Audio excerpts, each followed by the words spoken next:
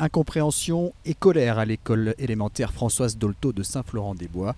Le 16 juin dernier, le CTSD, le comité en charge de la carte scolaire, annonce la fermeture d'une des 6 classes de l'établissement. La directrice académique s'est appuyée sur une prévision de 128 élèves en septembre prochain, alors que l'école en comptait 140 cette année. Une prévision établie au 1er juin, mais depuis, 3 inscriptions supplémentaires ont été enregistrées, dont celle d'un enfant ukrainien en situation de handicap. Ce qui nous interpelle surtout, c'est le fait que la directrice académique ne tienne pas en compte les chiffres après le 1er juin. Ça, on n'arrive pas à le comprendre parce que ça a été remonté, c'est donné dans une base de données par les directeurs, et elle ne veut pas l'entendre et elle ne veut pas les compter. Donc on se dit, si elle ne les compte pas là, mais qu'elle les compte au mois de septembre, les enfants font leur rentrée, on se rend compte qu'il y a trop de monde, il faut répartir tous les autres élèves dans une classe, donc changement de copains, changement de maîtresse, c'est une désorganisation pour les élèves. Alors les enseignants, on sait qu'ils vont anticiper le problème, mais on ne comprend pas cette logique.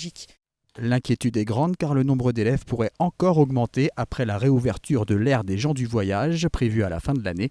En l'état actuel des choses, accueillir 131 élèves dans 5 classes est une problématique pour la direction.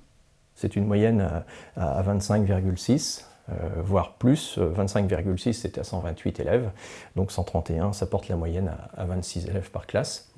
Il y a une mesure qui a été prise nationalement pour plafonner donc les classes de CP et de CE1 à 24. Si on tenait compte de ce plafonnement, il nous resterait 85 élèves en fait à répartir dans 3 classes, qui porterait la moyenne de ces 3 classes à plus de 28.